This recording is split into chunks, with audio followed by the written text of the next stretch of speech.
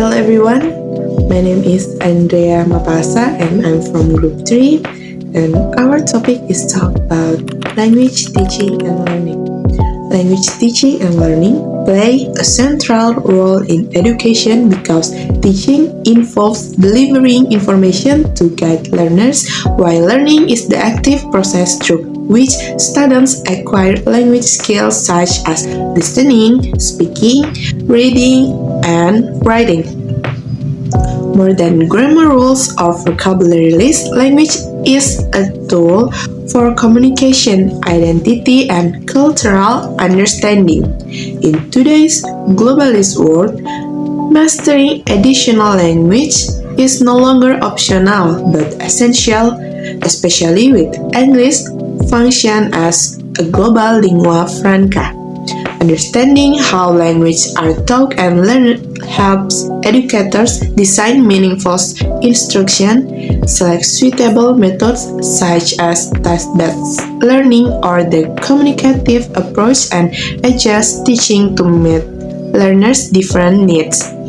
It also allows teachers to support diverse learning styles, provide better feedback, and foster learner autonomy. For students, understanding this process increases motivation, build metacognitive awareness, and help them set goals, monitor progress, and adopt effective learning strategies. Language learning is also proven to strengthen cognitive abilities, develop problem-solving skills, and enhance cultural empathy. Overall, studying the process of language teaching and learning is crucial for creating effective, inclusive, and future-oriented education. A relevant example can be seen in Voicely article on the use of social media in English language teaching. Social media has shifted from a simple communication tool into an important learning resource, offering flexible, interactive environments through platforms like YouTube, Facebook, WhatsApp, and Instagram. However, the research highlights several gaps, such as the need for more structured strategies to integrate social media into formal lessons, deeper analysis of how peer interaction affects learning outcomes, and stronger attention to content quality and digital ethics. The use of social media in language learning is supported by major theories.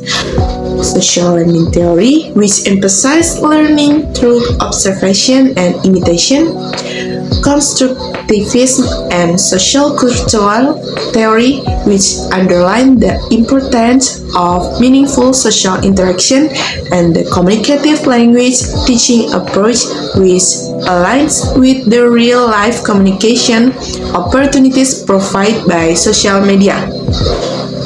Research in this era commonly use mixed methods, including surveys, interviews, and case studies to understand learning behaviors. Findings consistently show that social media boosts motivation, confidence, and language skills, with YouTube being the most frequently used platform. Students tend to interact more with peers than teachers, showing strong collaborative patterns.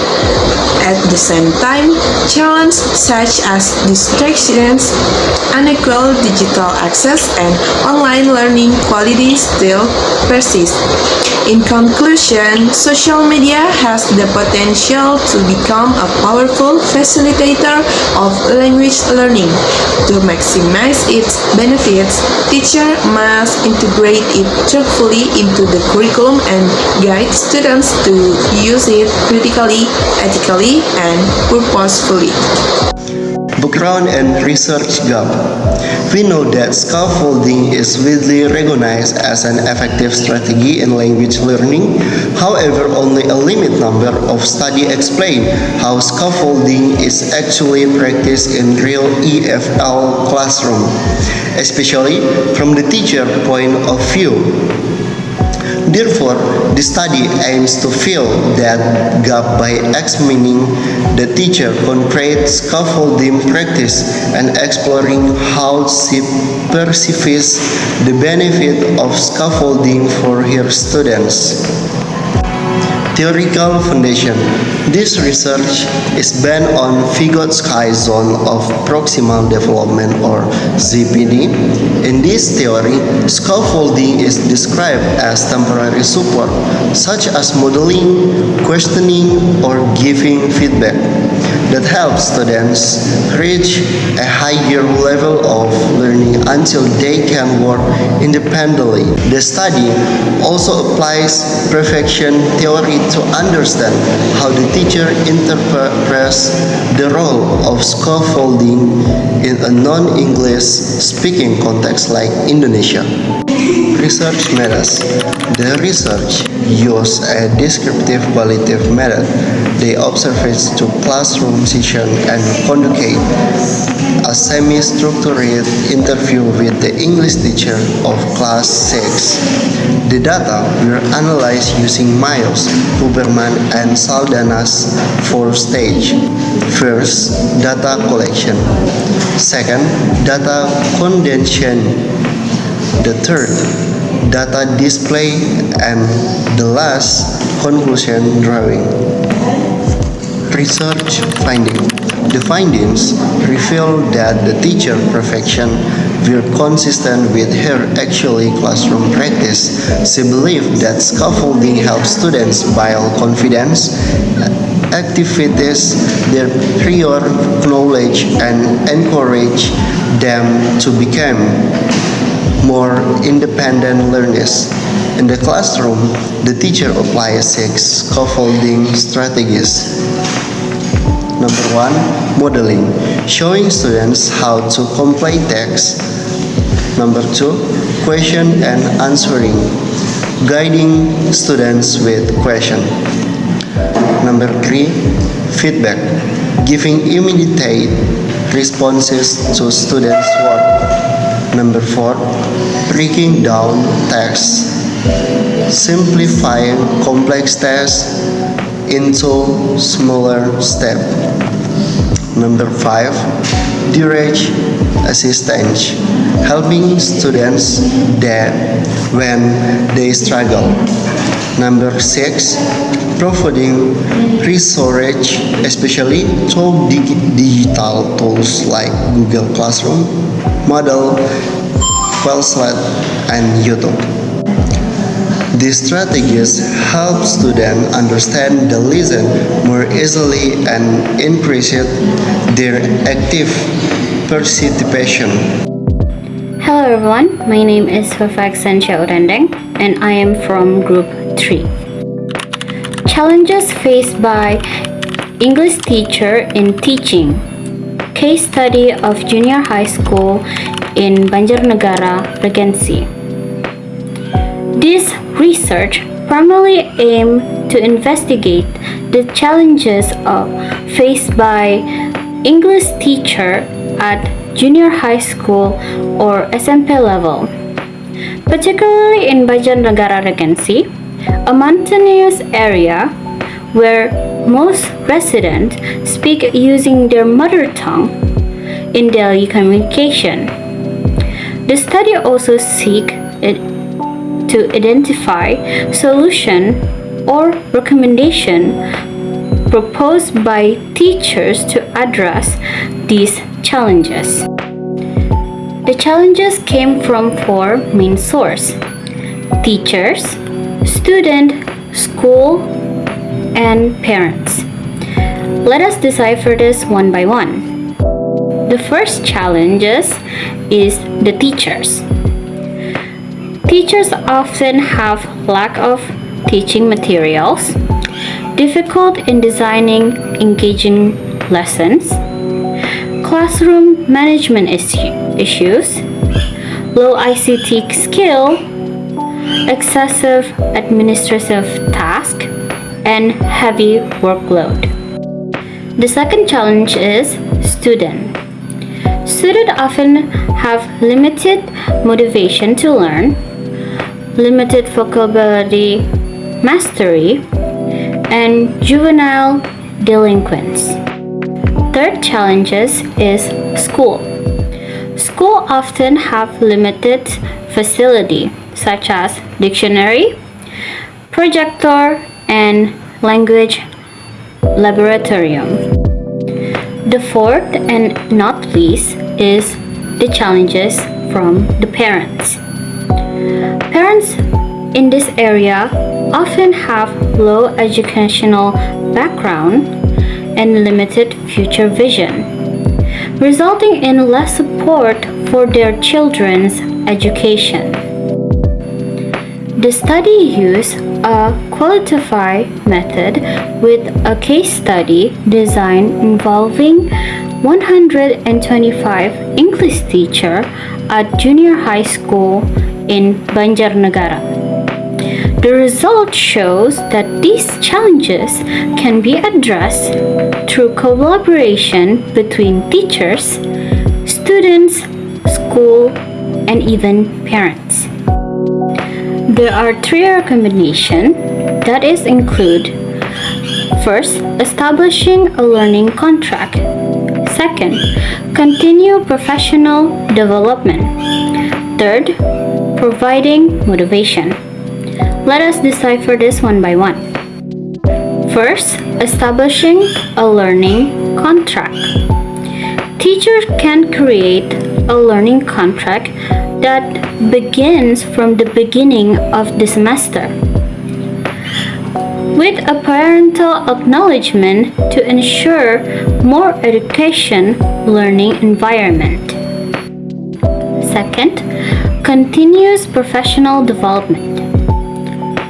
School leaders or principals encourage teachers to actively participate in MGMP meetings and continuous professional development or CPD activities to improve their knowledge and skills. The third and the last one, providing motivation.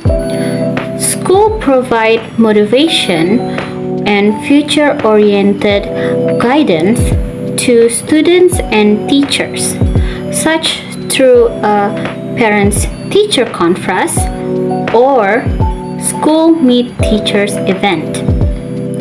Inviting motivator or successful interpretive, especially to raise educational awareness in rural community. Next, we will talk about a comparison and contrast. A comparison and contrast of the three articles reveals both their complementary insights and distinct focuses. 1. Research gap. Different central problems, but a shared need for practical solutions. Comparison. All the three articles respond to gaps related to practical implementation in real teaching contexts. Article 1 and 2 both focus on pedagogical strategies, which is technology and scaffolding, whereas Article 3 focuses on structural and contextual problems. For the contrast, Article 1 emphasized the digital learning environment, Article 2 emphasized instructional strategies, and Article 3 emphasized systemic challenges within the educational ecosystem. Article 1 and 2 address micro-level classroom activities, while Article 3 addresses macro-level challenges affecting teaching quality. 2. K theories: Technology LED, Pedagogical Strategy LED, and Competency LED.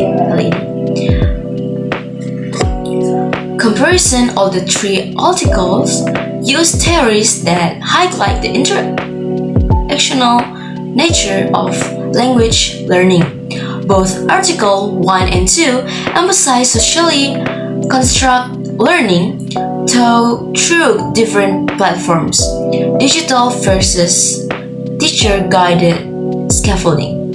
And for the contrast, Article 1 uses theories to argue for technology and change interaction, and Article 2 uses theory to highlight structured teacher support, and Article 3 uses competency theory to explain why challenges occur rather than how learning happens.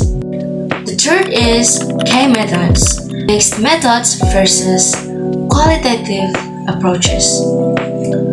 Comparison Article 2 and 3 share the use of qualitative designs, and all the three articles value real-world classroom experiences as data sources. For the contrast, Article 1 stands out for its mixed methods designed with strong quantitative components. Article 2 is the most classroom focused with detailed observation data. Article 3 uses the largest sample size, aiming for generalizable insights about a region. 4. Key findings, which is benefits versus strategies versus challenges. For the comparison, Article 1 and 2 both highlight positive learning outcomes, which is Article 1 emphasizes digital engagement, Article 2 emphasizes guided instructional support, and for the Article 3 highlights obstacles rather than outcomes, providing context for why innovations like those in Article 1 and 2 may be difficult to implement in rural areas. And for the contrast, Article 1 focuses on students' digital behavior. For Article 2 focuses on teacher LED classroom practice. Article 3 focuses on systemic limitations beyond the classrooms.